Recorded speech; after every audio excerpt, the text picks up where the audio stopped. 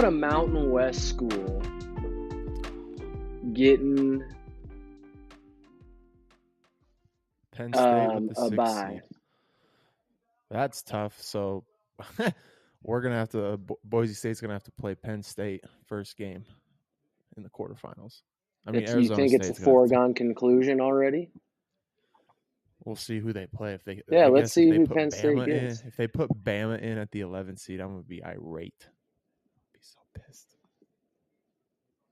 Man, I feel like there's going to be some fireworks with this selection show, or after the They have to selection keep show. SMU. Did you watch the games yesterday? I did, and I went and watched some high school basketball games, some kids that we were looking for collective, and then went downtown with my parents and my Fifi, Oh, just a little Notre parade of Dame. lights things. Okay. That's expected with Texas losing. I did see that.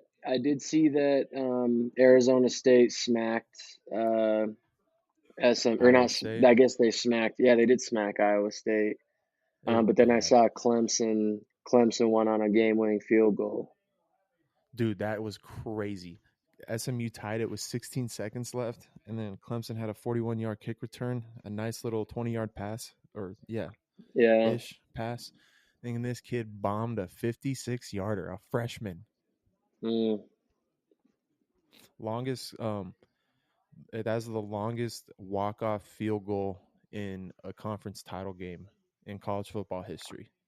And you don't see that kind of stuff in college. Like, obviously in the NFL, Ohio State 50-yard with the field A goals. seed. Oh, wow. There's your fireworks. Oh, man. You get an Oregon-Ohio State rematch in the quarterfinals. Oh, man.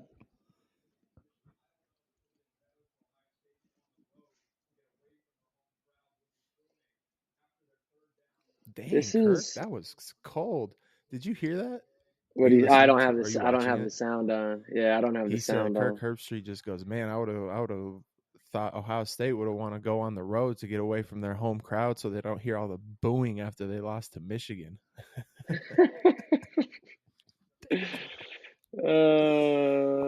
That's an Ohio State alum too. You know he's mad. It is.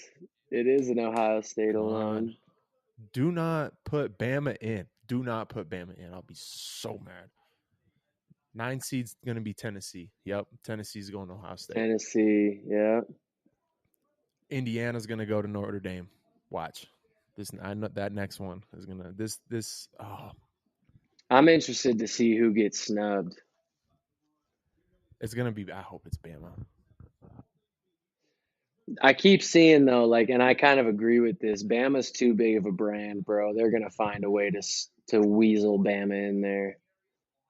But then if you do that, then you discredit the conference championship game. Exactly. What this is all about.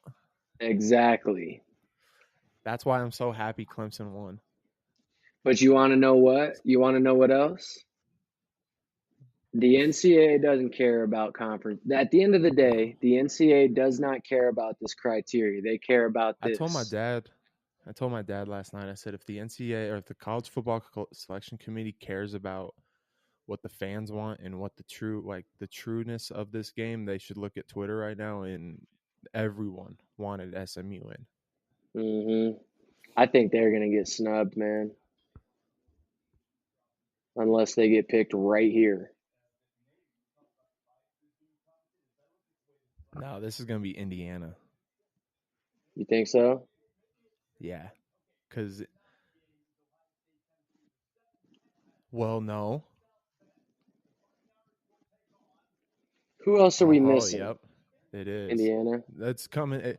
It's coming down to Bama, Ole Miss, SMU, Miami.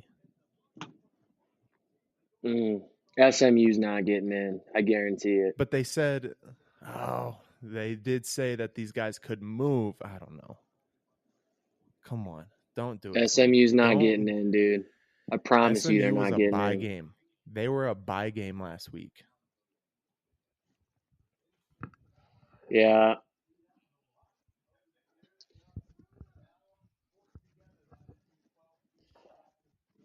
Oh man.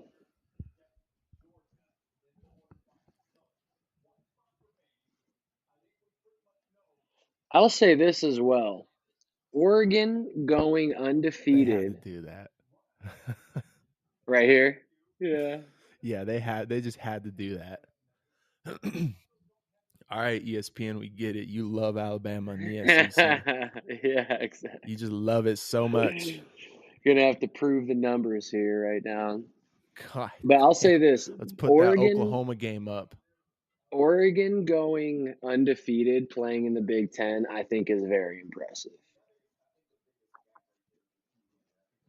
I think the only thing that helps SMU's case, sorry to just go off on this, Yeah, is you're good. You're that good. they made it so close yesterday. It was 24-7 and they came back and tied it with 16 seconds left. Yeah. That should help their So case out. so I didn't pay attention to SMU's schedule too much. Do they have any bad losses like Alabama has to Oklahoma? No, their only loss was to BYU on a field goal, and BYU was top 15 at that time. Exactly. Yeah, BYU was ranked. So that's the thing to me why how you cannot justify. Like I get the strength of schedule Oh, here stuff. we go. Alabama's in the SEC, Yes, let's but go. Let's SMU? go. Oh, I Yes. must be a little bit behind you. There we Bye go. bye, Bama. Oh, that's crazy. Let's go. They did it. They did the right thing. They did the right thing. They probably knew that if they put Bama in there would be riots in the streets. Oh, So, dude. People wouldn't watch. yeah. They would boycott the sport of college football.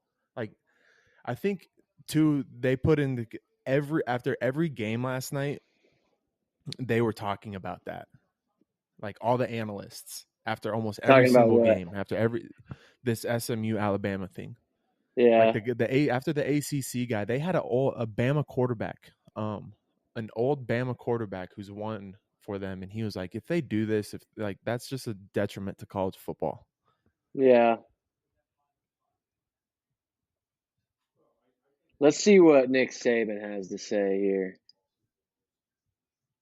Well, I think one of the things that I've mentioned, throughout this football season is if we don't take strength of schedule into consideration, is there any benefit to scheduling really good teams in the future? Like, here at Alabama, we're supposed to play Notre Dame, Ohio State, Wisconsin, Florida State in the future outside the league. Well, those are great games for fans to see, and that's what I think we should be doing. In college football is creating more good inventory for great games that people are interested in. But do you enhance people wanting to do that? What's the athletic director going to do? He may go cancel all those games now, knowing that the SEC is tough enough. But at the same time, I do think the best teams are in the playoff, which I think is most important. And no coach should have any complaint about what his circumstance is relative to getting in the playoffs or out of the playoffs because they all controlled their own destiny and they all had opportunities and they had some flaws and bad losses that contributed to their circumstance. So this could be a learning lesson for The very politically correct answer from old Coach Saban there. I ain't gonna lie, it sounded like I was gonna have to go get him a thing of salt at first, but I liked how he ended that. But Don't be in that situation. Yeah, exactly. Which is 100% correct. But I think he does have a point with, and I think this goes back to like picking teams in the men's basketball, tournament as well is do you reward strength of schedule whether you are successful within that strength of schedule or not, or do you reward winning when some of these teams are scheduling cupcakes, but their win percentage is better? So I see what he's Mm-hmm. saying with that whole thing is like, okay, now SEC schools might be like, look, we're going to have a gauntlet of 8 to 9 games in the SEC. Let's schedule 4 wins for these first 4 non-conference games so we don't have to worry about I issues hate that. once. I do too, but I get what he's saying. You know what I mean? Yeah, no, I do. Um, I just hate the fact that like I am firmly against SEC schools like this scheduling FCS schools I agree. Oh yeah, absolutely. in November. In November of all things. Like get that game done at the beginning of the year is your warm-up game type deal. And then schedule out. I don't know. I think they're doing it the right way. They're rewarding teams winning their conference first. Yeah, And, I and, agree. and playing for their conference title. That's what it's all. That's how you lock yourself in college basketball. And plus, college basketball a little different, because you're playing a lot more non-conference. Whereas like SMU and Indiana couldn't control the fact that their opponents had terrible years, yet they're in a Power 5 conference. They can't control that all the teams in their conference that were scheduled on their schedule were bad. They can't control that. They went out and won. That's all they had to do. Absolutely. And to me, that it's unfair to punish teams when you're going down that road. And then you look at, like, you're just saying, like you said earlier, like Alabama's the brand, and we're sitting here talking about the fact that they could possibly be in with 3 losses because of the brand. Yeah. That's wrong. No, I agree. I think you're 100% correct. I think it's a fine line between like rewarding teams that schedule difficult opponents, but at the same time, if you're going to schedule those opponents, you need to have some good success against those opponents. Yeah. Like let's not forget what the goal of playing sports is, and that's to win the game. Like that's why you play. You play to win. And if you decide to make a tough schedule, great, that's going to help your resume if you win those games. But if you don't win those games, you lost, man. Like what do you want us to say? And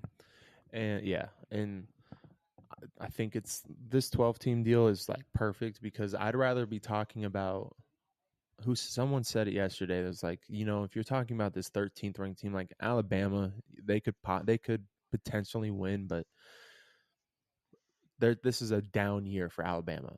And absolutely, yeah. 12 teams is perfect. I'd rather have this conversation than the conversation that was last year when they left out an undefeated Florida State team at fifth. Like that's like, oh yeah, dude, I forgot about that. Everyone, dude, I forgot Carson about Beck that. got hurt, and everyone was like, if Texas wins, by theory, Georgia gets eliminated because they're starting quarterbacks out. Oh, Carson Beck got hurt last night? He's not gonna play, bro. I'm almost 1,000. I'm not gonna speculate too much, but I'm almost positive he tore his labrum in his throwing shoulder. Ooh, it was one of those tough. where he went back to throw. And when he was winding up to right, when he was coming forward, someone hit his arm. Yeah, from behind, and he was limping. He was limp shoulder, and he came out for the final snap, and he had that thing so tight to the side of his to his body because the backup quarterback got absolutely lit up on the second to last play. It was crazy, but I'm glad this is what I'm looking at for the 12-team playoff. That's perfect. That's what it's needed. You have 1, 2, 3, 4 Big Ten schools, 1, 2, 3 SEC schools, 2 ACC schools, a Mountain West school, and a Big 12 school. So what do you think about the Big Ten getting 4 teams in? I think they had the best year. I truly think they had the best year out of the SEC. Had a down year. I mean, if we're talking about the 4th SEC coming in and they were 5-3 in conference play, like we need to be moving on to the next team in the next conference. Yeah, that's fair. That's very fair. I think unless you have multiple top 10 teams with 3 losses, then you can start putting teams with 3 losses in there. But to me, 3 losses is just enough to say nope. You couldn't even finish in the top portion of your conference. Well, what makes you think that you can come compete for a national championship? Yeah, and I think that my I guess rebuttal to that would be you have Georgia, Tennessee, and um, who's the third SEC school? Texas. Texas, all in there, and all of those teams beat each other. Mm-hmm. In what my mind in like, and I guess we'll see who wins the national championship this year, but like in my opinion, the Big Ten, their top two or three teams can compete with SEC, but I think the top 5 to 6 schools in the SEC would compete for a conference championship in the Big Ten. Mm-hmm. No, yeah, for sure. It's just I think you gotta like if you look at the Big Ten, Oregon in conference play, Oregon was 9-0, Mm-hmm. Indiana 8-1, Penn State 8-1, Ohio State 7-2. There's your 4 teams in, and then your next team was 6-3, which was Illinois. And then if you go down to when you go down to the SEC, it's 7-1, 6-2, 6-2. That's the 3 that are in Texas, Georgia, Tennessee, and then Bama in South Carolina, Texas A&M, LSU, Ole Miss, Missouri are all 5-3. In my Mm-hmm. opinion, if you let one of those 5-3 teams in and you don't, you know what I mean, then you're starting to get into some sticky situations. Even though Right. some of these Yeah. teams' overall records are much different. Yeah. Really, what did That's it a in was fair point. Alabama losing 24-3 at Oklahoma was the if they don't The lose that icing on the game, then they're cake. in. They're Yeah, in for sure. absolutely. And the ACC would only get 1 team in. Mm. It'll be fun. I'm excited to Mm-hmm. see how this 12-team playoff works out and what just kind of what it looks like. Because I think Mm-hmm. it's gonna be a true idea of who the best team is, because I think it's hard to miss out on the top 4 or 5 best teams in the nation when you have a 12-team playoff. When you have a Mm-hmm. 4-team playoff, there's a very high chance potentially the best team in the country gets snubbed out of that playoff with 4 teams. Mm-hmm. But with No, 12, it's like 100%. we're gonna the best team's probably gonna win in this playoff. I am excited for that now. Me as well. Moving on. Let's go college basketball. What do you think? How do you think your Dukies are looking? I think they're starting to show signs of their trajectory in the right direction, to be honest with you. Kind of like we talked about, I don't know if it was last time. I know we weren't able to post that last recording. By the way, welcome people. I think this is episode 52. Take 2, because our last recording didn't work. But I think we talked about it last time, or one of these past times, is Duke has a habit of looking really, really strong in kind of the first half of the season and then plateauing. Um, I think they're showing signs that they're just going to continue to improve, especially because, for one, they had such a tough non-conference schedule, or kind of opening season, um, and ended up beating Auburn, which is like we were texting back and forth. We both think that Auburn is one of the best, if not the best team in the country. Um, Mm-hmm. just in this early going, having a win like that, I think it's very promising for Duke. And the other thing, and I know we talked about this before, is I didn't realize how big Duke's lineup is. the size they have from top to bottom. I didn't realize that they had so much size and length that I think that the more that they start to nail down that their actions, their offense, what they want to do on defense, I think they're just going to be a nightmare to play against just because they have so much size. Mm-hmm. That Kaman Maluach, I don't know. He only played 15 minutes in that Auburn game. I don't know if he's going to be one of those guys you can have on the court in those like up and down games. Yeah. You know. Yeah. But I think he's I think just like always. I think the backup big for Duke is going to be a issue. I think Mason Gillis not getting any tick is kind of shocking to me. Yeah, it'd be interesting to hear what the deal with that is. Who else came in? Isaiah Evans had an unbelievable game. If he doesn't do what he did in the first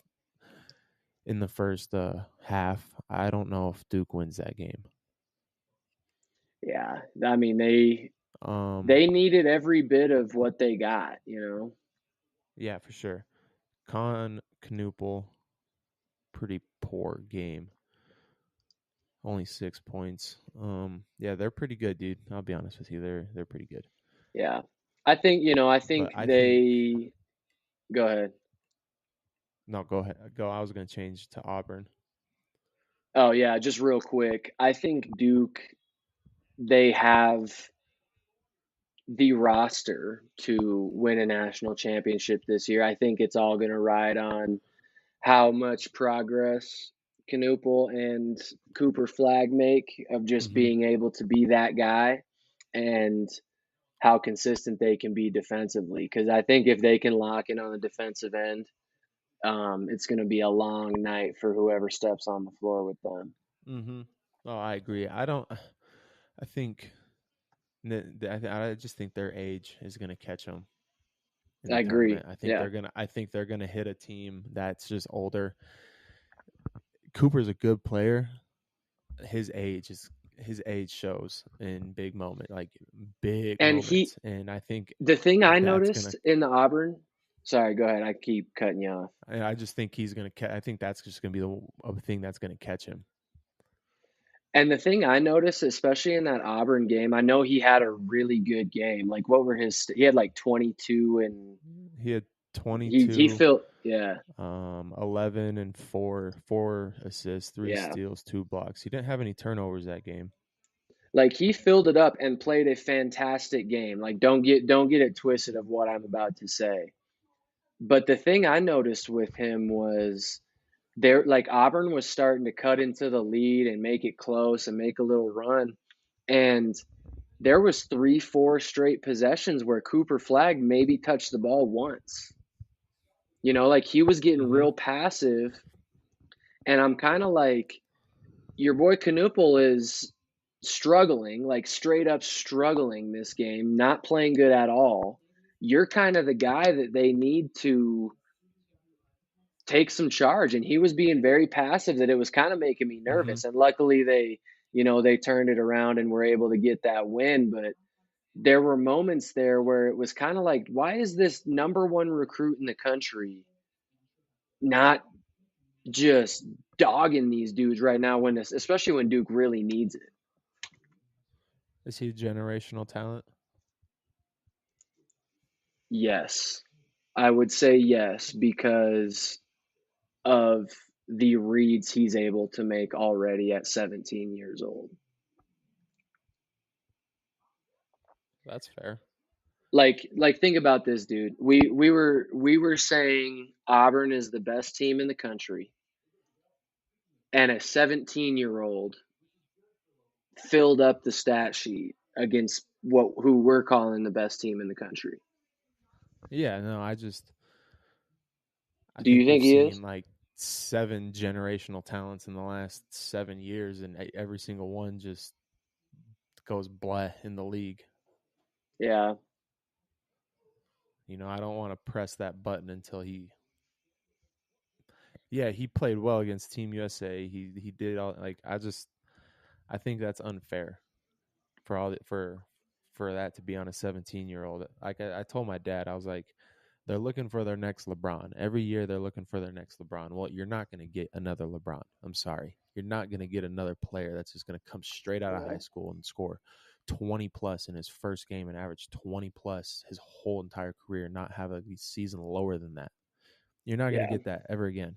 Like, I'm sorry, and that's my problem with the whole labeling these kids as, oh, the generational talent, like Victor Wembanyama. They said, oh, he's the next gift. Well, no. He doesn't even go inside the paint. I think with Wembanyama, he's running into the fact that it's a long season and it's a very physical season and very physical game. Mm-hmm. And I don't know if he wants that smoke all the time. But, I mean, look at this, dude. Average as a rookie, 21 a game, 10.5 rebounds, 4 assists, 1 steal. 23.5 a game this year, 33%, 10.5 rebounds, 4 assists, basically, and a steal. I mean, I know he's on a bad team, and I don't even know how the Spurs are doing this year, but that's some generational numbers right there, if you ask me, for year 2. I can't believe I'm and year 1. I'm actually going to bat for LeBron James here.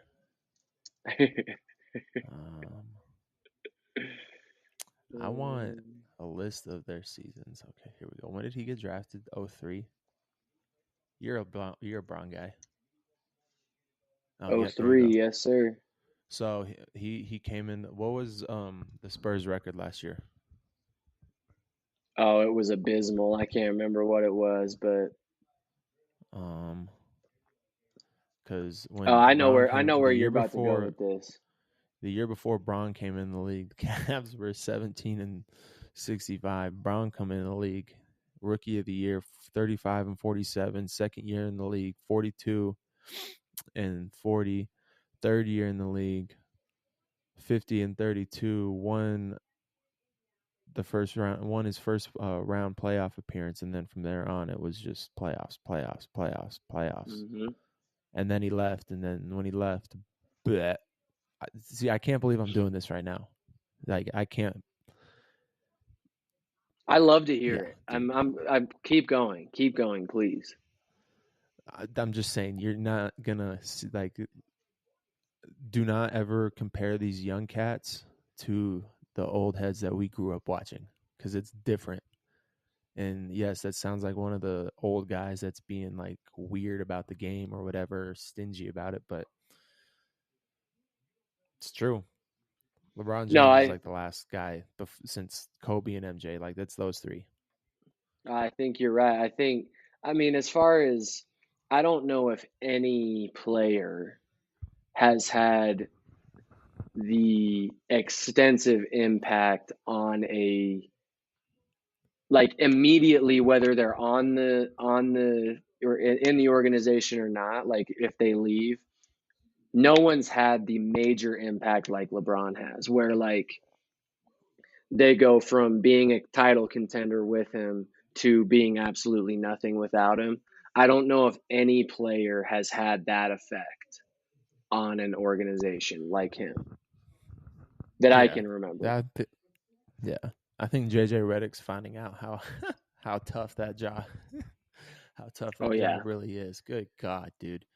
2-7 the last 9 games. They're terrible. I'll say this though, and you said it as well. I think I remember you saying this. The Lakers roster is not a championship roster. Like, no. They'll make the playoffs. They'll probably sneak into the play-in or the playoffs, because they're, I think, better than the bottom half of the West. But it's not a championship roster, and I think he knows that. I think LeBron probably knows that, and I think all of us probably know that like what we're seeing from them, they will not win a championship this year. No. So I think having those expectations for them and just kind of JJ Redick isn't It's not realistic. Dude, I'm going to be straight up with you. This is his last season. I really think so. I think so He's too, not the man. type that's going to do a parade. I told my dad this, and he kind of agreed with me. He's not the type that's going to go parade around the last season. Yeah. He's not that type. I know he may seem like the all about me type of person, but when it comes to that, I think he's just going to call it. And I truly think it's after this year, because you got to play with his kid. He got his moment. He got what he wanted, and it's like he's fulfilled. That's what I firmly believe. And I think this year, like, just kind of what you're saying is, I think this year was kind of like dipping his toe in the pool of retirement and seeing if, like, am I ready to dive right in, or do I still have some more left?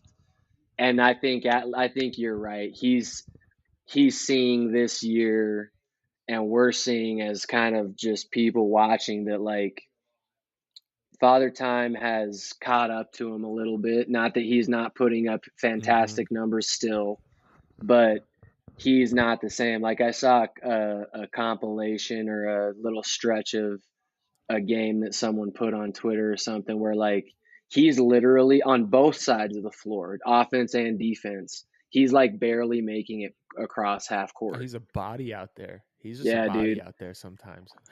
And that's the thing, like, and he's caught flack his whole career for a long time in his career of, especially defensively, like if he turns it over, being the last guy back on defense. Like that's happened with LeBron for a long time, especially in the regular season. Mm-hmm.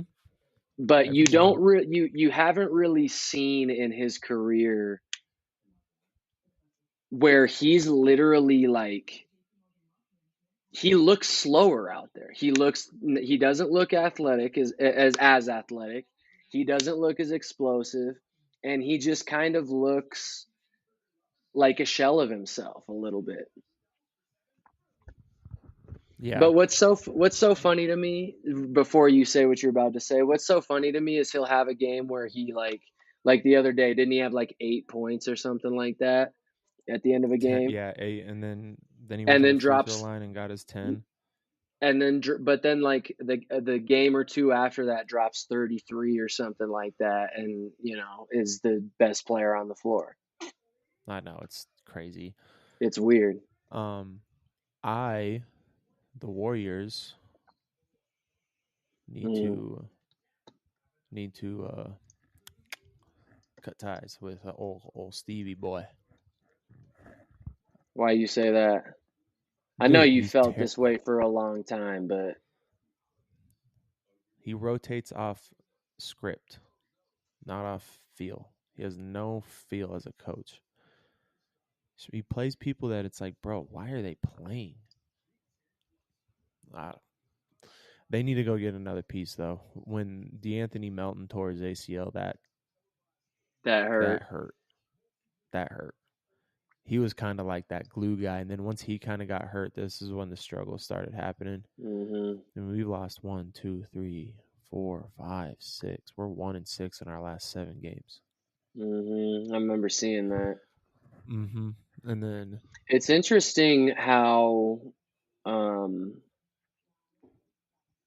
a lot of like championship level teams are like, whatever, they all have that kind of utility knife guy off the bench. Like for the Nuggets, when they won it, it was Bruce Bowen. I'm sorry, Bruce Bowen. Bruce Brown. Bruce Brown. Sorry. But I feel like every championship team or contending team has that Swiss Army knife off the bench. Yeah, they do. You have to have a good bench play to win championships. Dude, well, this is crazy. They play Minnesota. They played Minnesota Friday. They play them Sunday, and then they play them the 21st. Yeah, that is wild. I feel like the NBA does that sometimes. Mm-hmm. Back to the second thing. Here's my deal. If North Carolina has a mediocre year, I really think Hubert is hot seated. Like numbers, like, buddy, you need to figure this out. How do you miss on every single big man recruit and we get the scraps? Like literally, that's what we got. We went to a steakhouse, and we were like, "Oh yeah, let's get that steak." And then the cook was like, "Nah, you don't get that steak." So we were like, "Okay, let's get that Nah. steak." And they were like, "No, you can't have that one either." And we're like, "Okay, well, what about that steak?" And they're like, "Nope, that steak's already going to someone else. You guys get the scraps out Yep. back." Well, you said it was NIL. You feel like it's Yeah, 100%, NIL. You still 1,000%. think that? Yeah. Yes. I'm gonna pull up Bama's roster real quick, but I think Michael Jordan has no NIL Come stuff, on, NIL MJ. going on, and it's like, brother, help us out, lock in. If you go to Alabama's roster, I know they have a bunch of 6 foot or 7 footers. 6'11" Grant Nelson, 6'11" center, 6'11" forward, 6'10" forward, 6'8" forward, 6'7" forward, 6'6" forward. So it's like, dude, bro, they're huge. 6'10", 6'11", 6'11", 6'11", 4 guys above 6'10", and a couple of them probably don't even play, but they're cool with it because it's like, oh yeah, I'm I'm getting getting good a money, bag. and I maybe get 15 minutes a game. Mm-hmm. You go to UNC men's basketball. Our roster.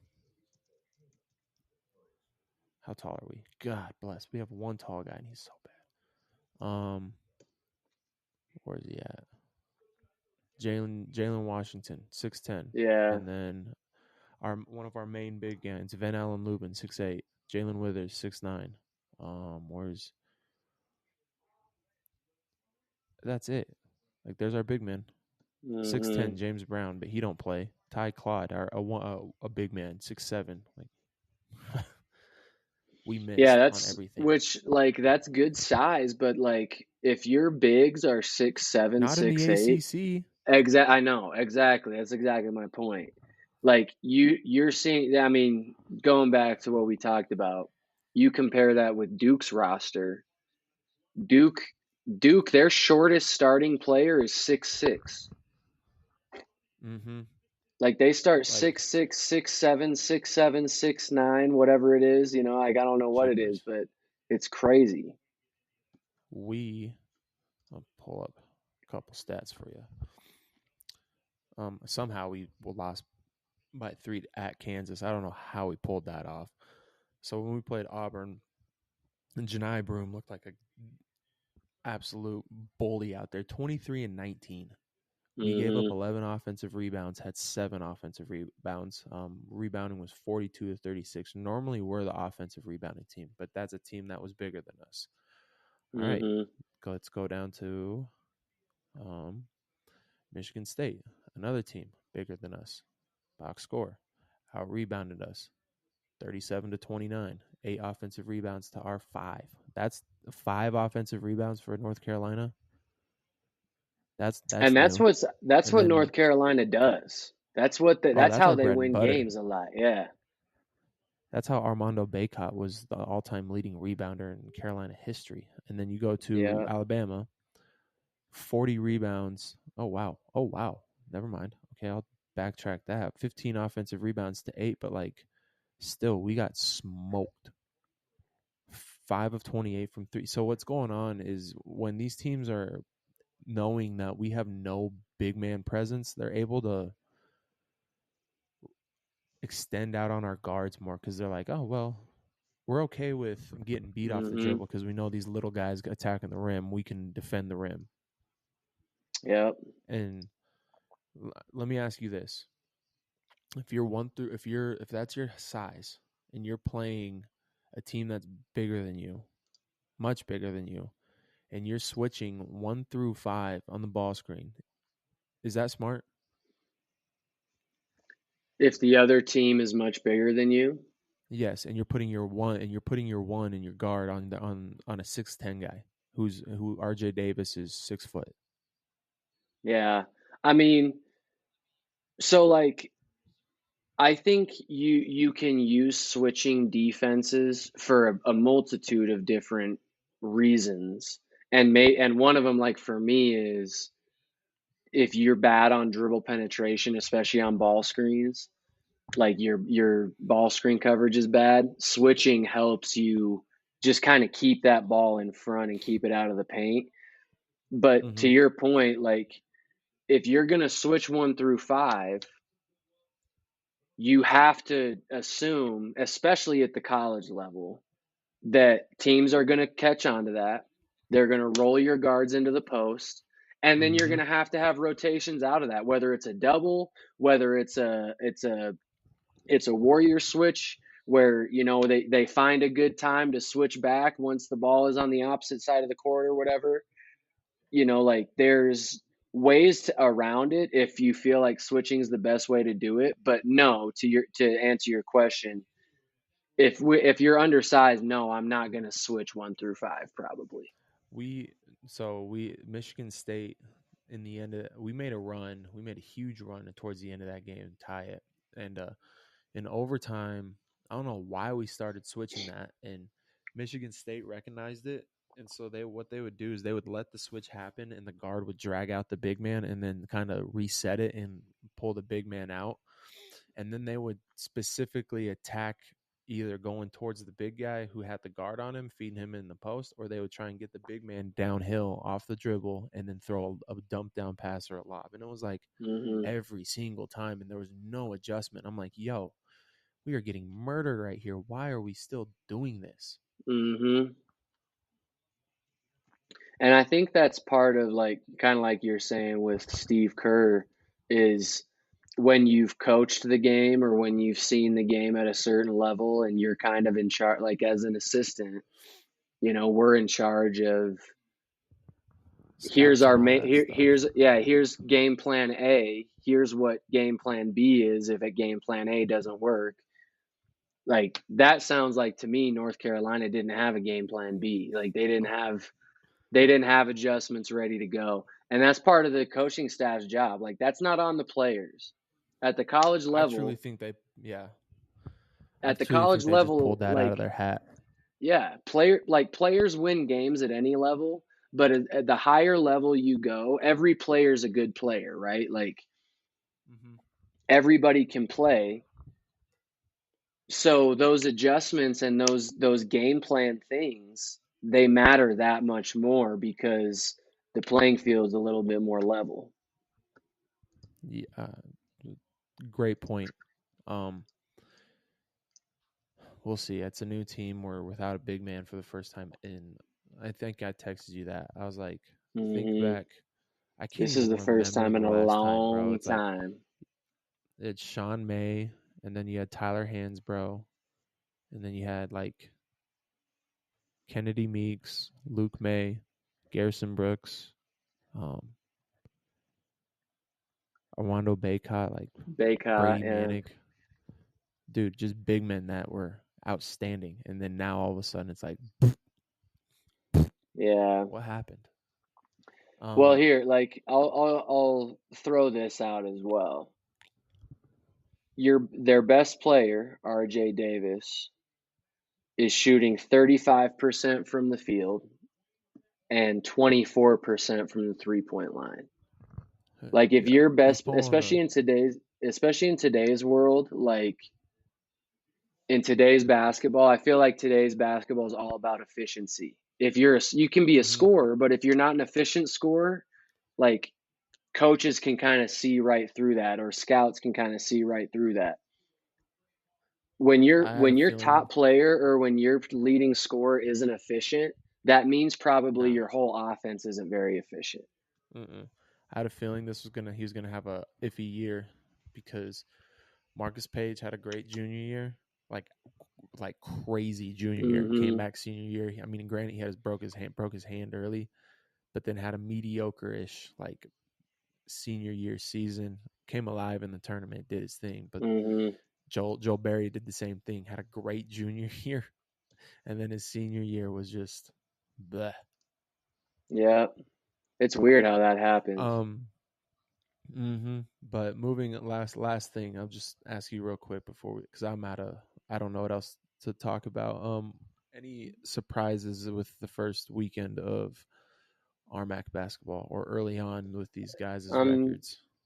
I'm glad you brought that up because I just pulled up the standings. I'll tell you this.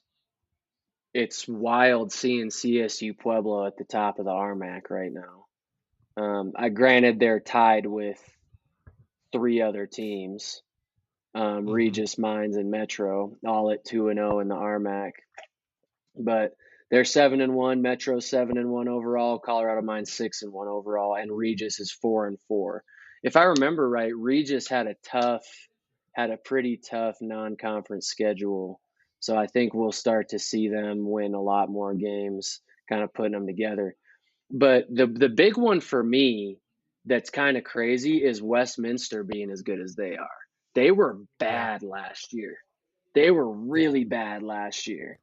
But seeing them in the middle of the pack, even kind of flirting with the top of the RMAC, that's kind of a surprise. Lost by 10 to Pueblo and then turn around and beat Springs. Pueblo might be a real deal this year. My shocks are, wow, Highlands really lost both this weekend, huh? That doesn't. What did we say, Bush? What did we talk about? They had Regis and Mines at home. Yeah, I mean, we said it. That's a standard New Mexico Highlands weekend for you. Start out really hot, 6-1, and then lay an egg. They always sputter in conference play. I feel like every single year. They always have so much talent too. I think the two that surprised me the most though is Fort Lewis and Colorado Mesa being 0-2 and agreed. Just 500 in general. Black Hills being 5-5 overall. They've had some bad losses. Be honest, they've had some bad losses. They should not have lost to Montana State. Big time. University should not have lost to Augustana. Minot South State Dakota Mines watch that game one. Should not have lost that one. Minot State's good. That was a loss that's very justifiable. Minot State's number 24 in the or 20 in the country or something this year. So I love my guys. Good. I love me some jacket basketball, but I was slightly embarrassed on Tuesday or Thursday, whatever day they played Mines. That was bad, dude. Yeah, I think it was like that was equivalent to Ohio State losing to Michigan. It's like now I know what they felt like. Well, especially when that's a big rivalry game, first conference game. First win. South Dakota Mines hadn't won yet. Like that's tough. Bro, getting rolled too. I guess South Dakota Mines was not. They weren't even competitive. Like it was plenty of double-digit losses. Yeah. So that's what you get, bro. I texted you. We always play bad in that place.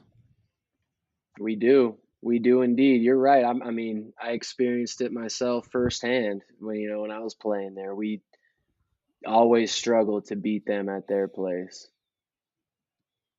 The other one, shout out RMAC Insider. Look at Colorado Christian, right up there. And I know it's very early, 2 games in, but he was high on Colorado Christian, and we'll see what they end up doing.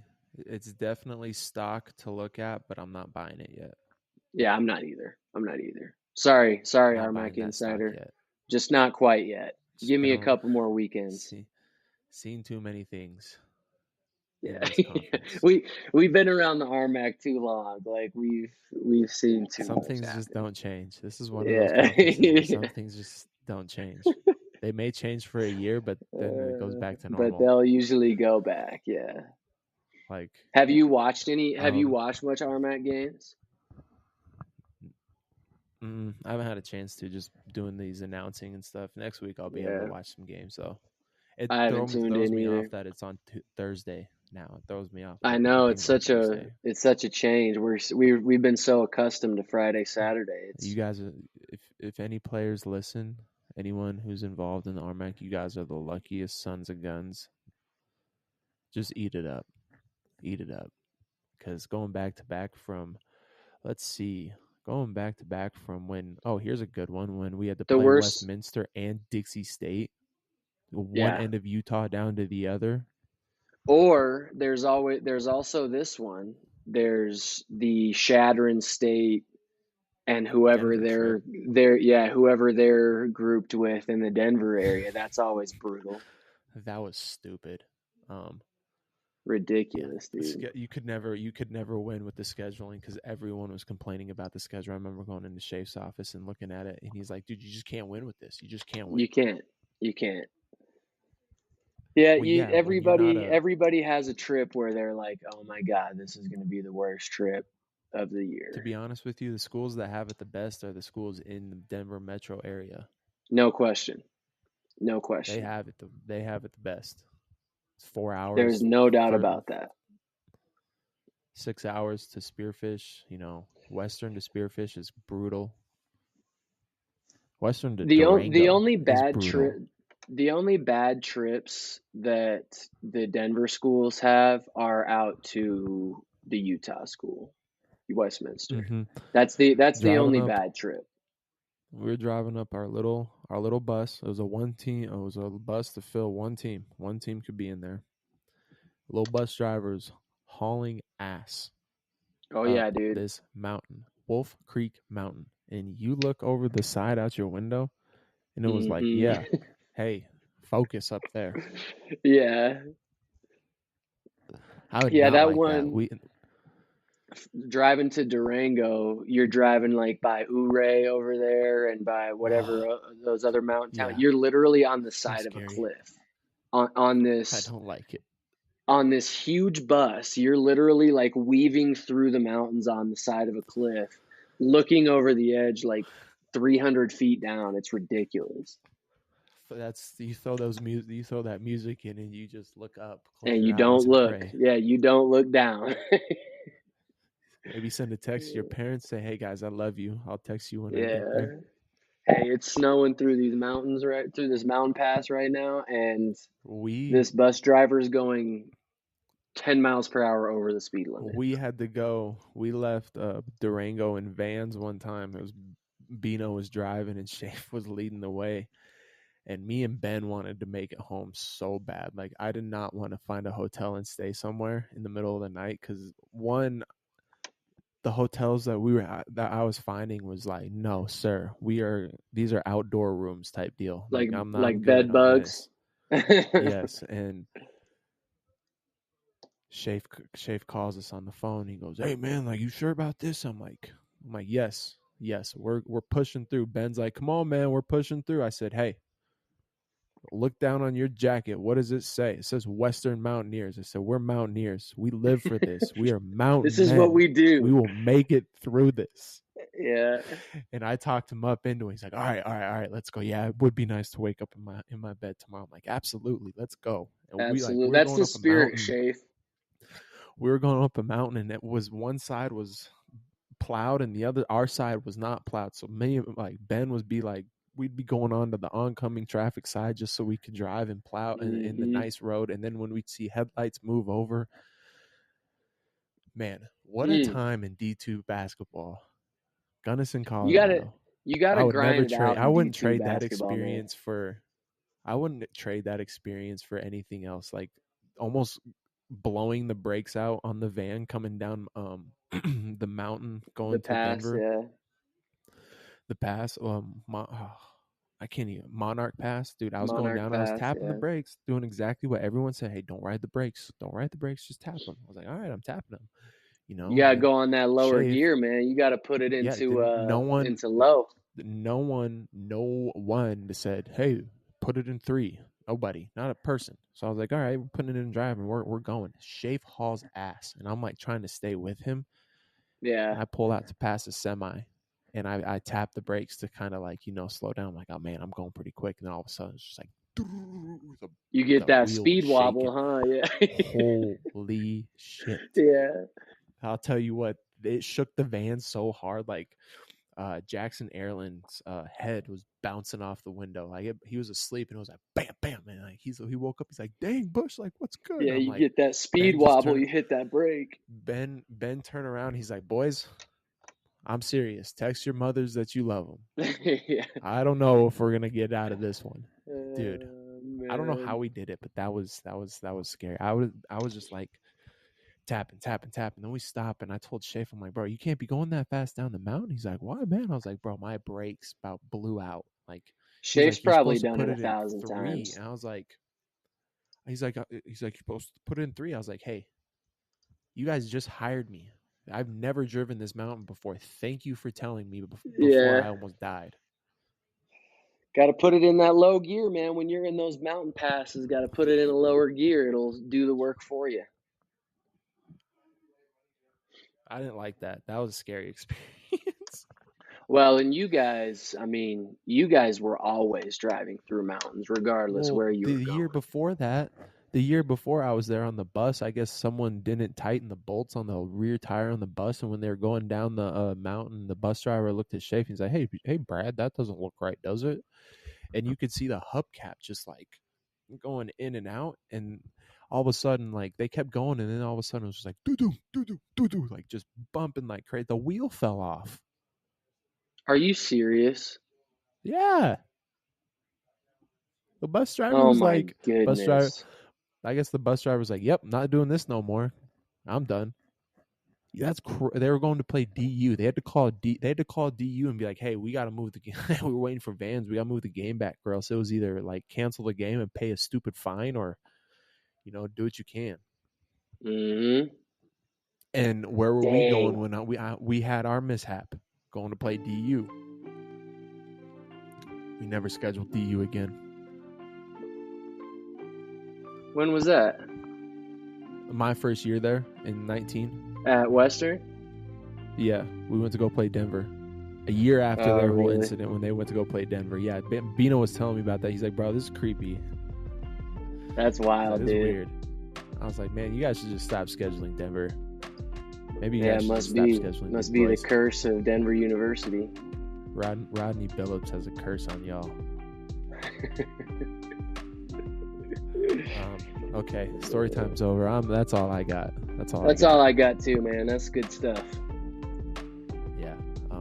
Hopefully this what episode was actually it? works. 52? 52, I That think. will work because your AirPods didn't die. So tune in. That's true. Peace.